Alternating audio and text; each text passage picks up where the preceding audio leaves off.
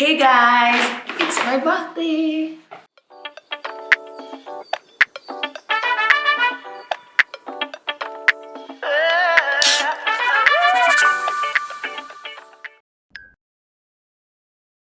Hey guys, welcome back to my channel. Hope you're keeping well, safe, self-isolating, staying at home and only going out when necessary, eating healthy, having immunity drinks, hydrating, spending time with your family, spending this time to bond, trying to connect with God as we stay strong and hoping that this too shall pass, and the sooner the better. Just a polite reminder to help anyone around you who doesn't have. People are struggling, guys. So remember to share with your neighbors, your friends. It's time for us to be considerate and to think about the less fortunate around us. I'm so happy to be healthy and back to create more content for you guys. This is my birthday month. Sadly, things are the way they are. I had planned to travel. I really wanted to travel to Zanzibar, but I won't be able to, but no big deal.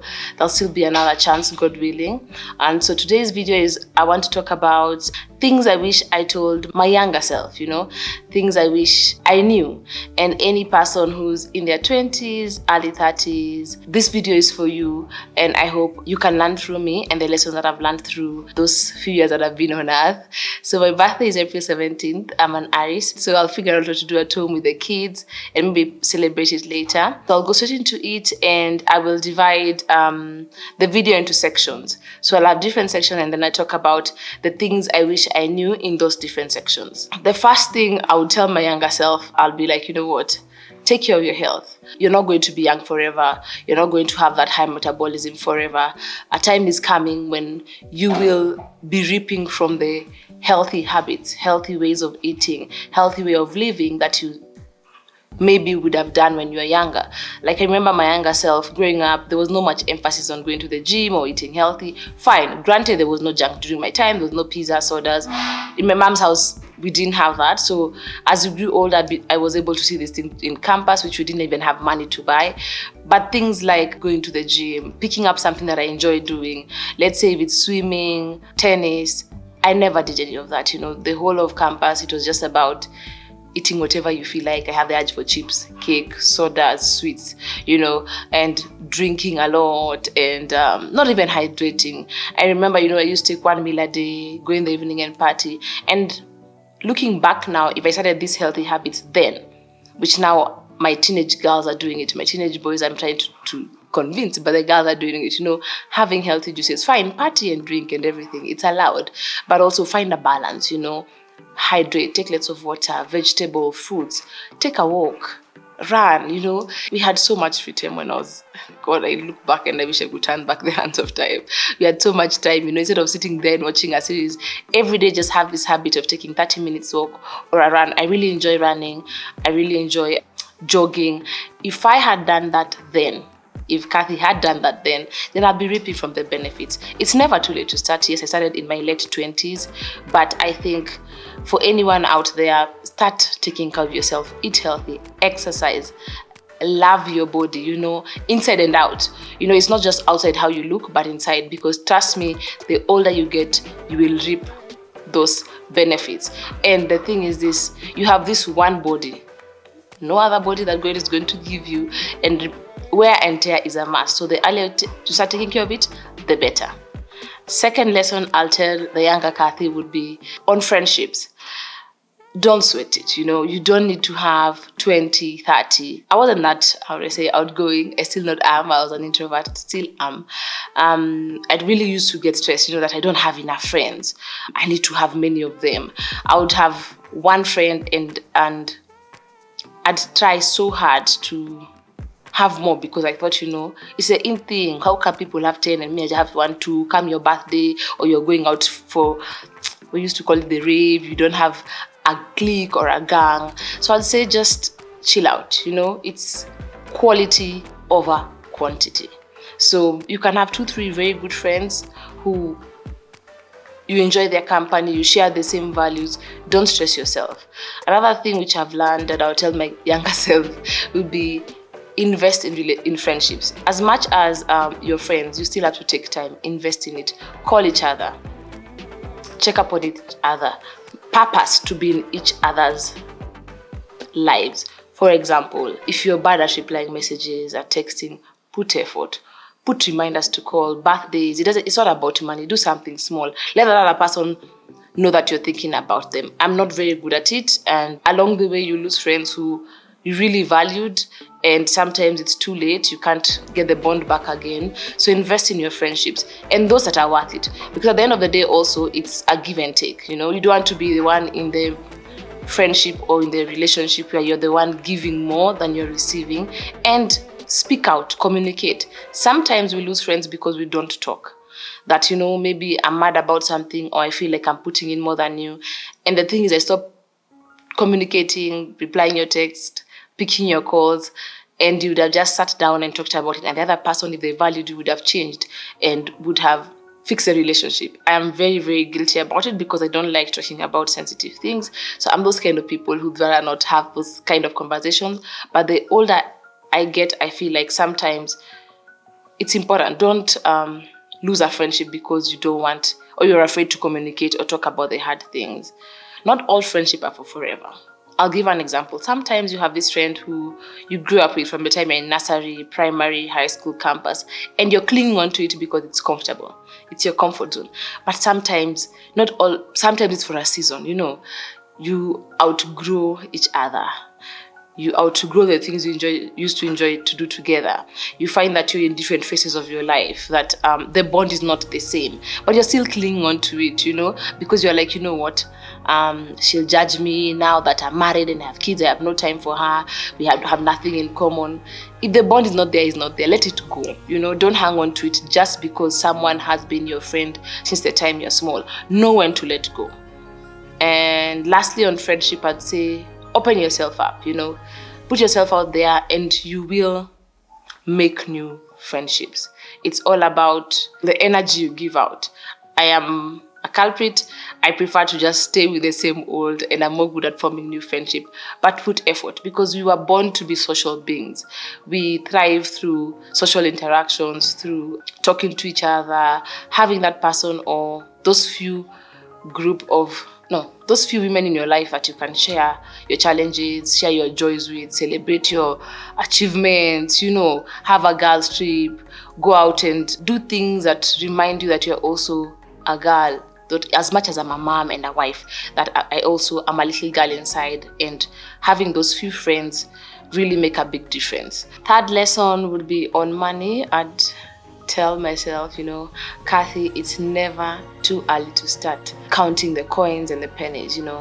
Money is something which our parents didn't talk to us about growing up. So you were always taught, I'll start saving when I'm 40 or when I'm 30 something. It's never too late to start investing and saving your money. And the thing is, you won't know until you risk it. I look back and my love of fashion, maybe I would have been selling something or doing something in those lines even when I was in campus, to make some coins, save. It's never too late when you get your first job, depending on your responsibilities also, get your first mortgage for that little house, maybe in Mavoko or wherever. Buy that little piece of land because it will appreciate. So I think I would have, my younger self, maybe invested more, learned how to budget, have a spreadsheet, not just spend without thinking. And although now I've learned, because I got to have a big family very early, but it's a lesson that I struggled with for the first few years when I was Mike, because I wasn't used to budgeting, I wasn't used to saving. I never used to plan, because it makes life easier in case of any eventualities. And outside there nowadays, there are so many resources, people like Akina Nancy Mai are teaching young people. We have Centonomy, we have YouTubers who talk about saving, investments. So it's never too early to start. So take care of your money, invest and save, and you'll thank yourself later. Lesson 4 would be under romantic relationships. I've not had too many of them, but I would say don't rush it. It will happen when it happens. Getting a girlfriend, getting a boyfriend, it's something that will happen when it needs to happen. With dating, I can't say that there's an age. I started dating when I was like 19, because during those times, people were starting a bit late. don't rush it. When it comes to sex, same thing, you know, understand the consequences, understand what engaging in sex means and what can come out of it. And don't feel the pressure. I know nowadays there's a lot of social media pressure. Everyone is there posting with their, I don't know, they call them bye, I don't know, posting with their significant others, and you feel pressure, you know, maybe I don't have a girlfriend, I don't have a boyfriend, I need to find one just for the sake of it. Do it because you have found, I can't say the right person, but you found someone who, you're friends, you click, you share the same values, and there is no time slot or time limit, you know, that you tell yourself that by 30 I have to get married, by 30 I have to get kids. I did not intend to have to meet Michael when I was 22. I didn't intend to have stepchildren. I didn't intend to get married. I was those people of the mind of, you know what, I'll get married at 30, I'll date maybe 4 or 5 people, but it didn't happen.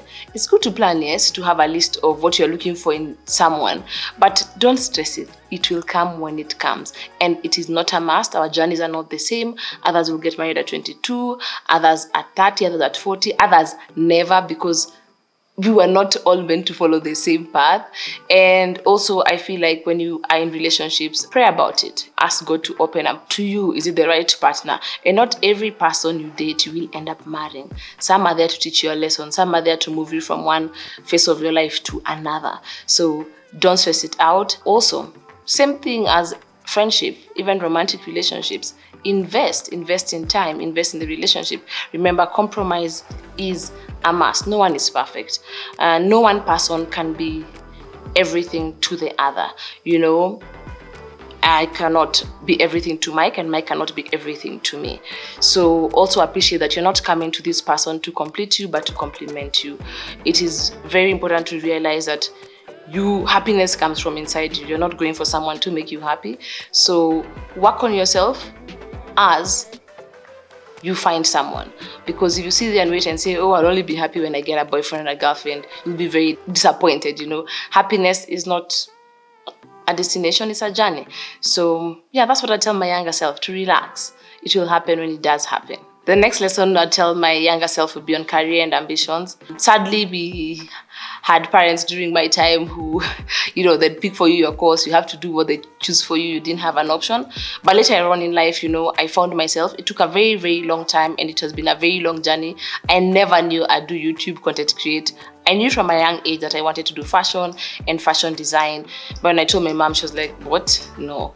So every young person there, I know it's scary. You're coming out, you're thinking of a career. The biggest question my kids always have is, will that career make me money?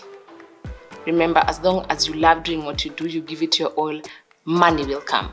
So let's say if it's a field you like, maybe you like photography, focus on it. No, don't give up. May not give you money in the beginning. Be patient. Gain experience fast. This thing of moving from one job to another, and this thing I've seen with a lot of young people, you're promised 5K more, you jump over, you cross over.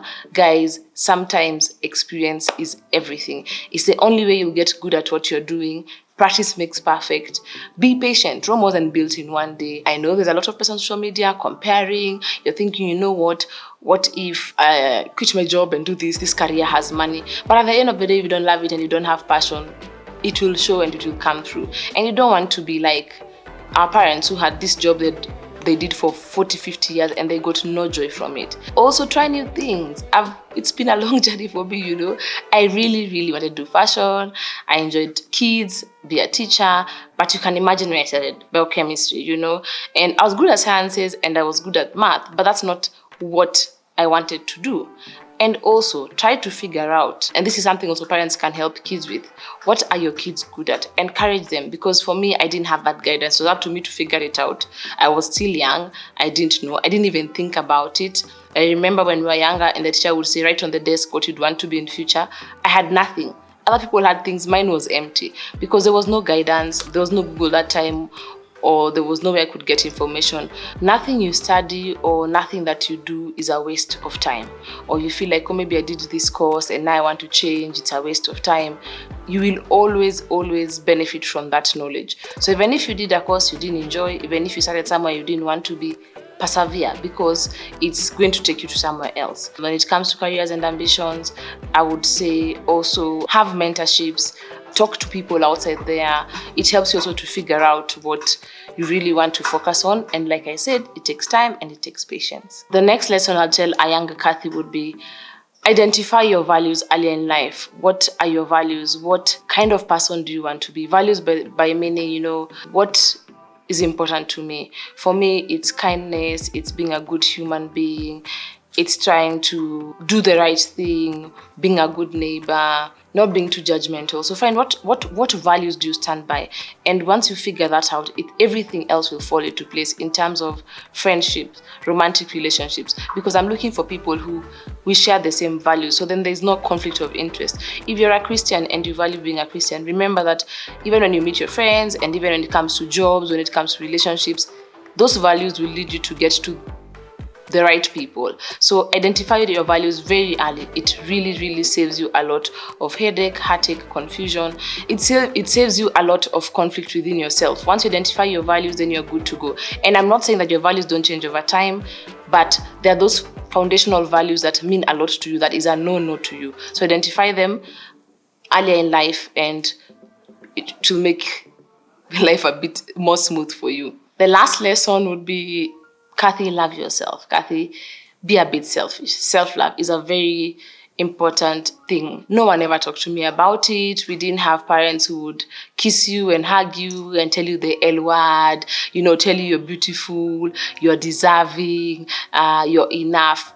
I had to teach myself.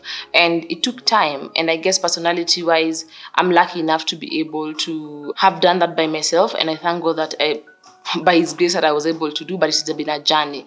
You can imagine having to meet my stepkids and having to go through that journey alone. It enabled me to remind myself that I am enough. I love my body. It's what God has given me. I may not be the size I want, but I work at it and love what I have. No one is going to come out there and love you. You have to love yourself first. Once you love yourself, you take care of your body health-wise. Look in the mirror and tell yourself, you know what? You're good enough. And that means also you have standards for yourself and standards for the person you want to end up with in life, standards for your friends, standards for the kind of job you have, standard for the kind of life you live. So everything starts with self-love. So the younger Kathy, I would have said I started doing this job earlier. I was joking yesterday when I went to campus, and the first time a boy told me I was beautiful, I didn't know what to say. I said thank you, and I went back to the room and I looked at myself in the mirror and I was like, what is he saying? So that is a lesson I'll tell any young person there. Love yourself. Be selfish. Don't sacrifice too much. Because at the end of the day, no one asked you to sacrifice. No one asked you to put yourself on the cross. And then you expect the same back, and they didn't ask you to do that. And then you end up being angry at people, being disappointed, giving up on people. So yeah, so I'd say self-love is very big. Love yourself, people. No one is going to do that for you. And in the spirit of self-love, guys, I bought myself 2 things. I usually give myself something every birthday. I gift myself first, then I wait for other people's gifts. So I was lucky enough that on the way back from Cuba in Istanbul, I was able to buy 2 gifts for myself. And I had planned them. Like I always say, you plan and you budget. So I'll open the gifts with you guys. I don't like doing unwrap because I don't have patience, but I saved these guys for you. And this is what is going to keep me going this month because I'm not traveling. So here is what I bought. I'll just unwrap very fast. I don't know how to do unboxing. It's all going to be pretty. So this is the first gift I got myself. It has been on my list. So I got myself, like I mentioned earlier, a scarf. I want to experiment with scarves, so it's something that I've been planning to do. I walked in and I got myself a scarf. I liked the blue, the white, the red, and the patterns. I can wear it with very many things. So that's the first gift I gifted myself. My second and final gift to myself was, or is, happy birthday, Kathy. I got myself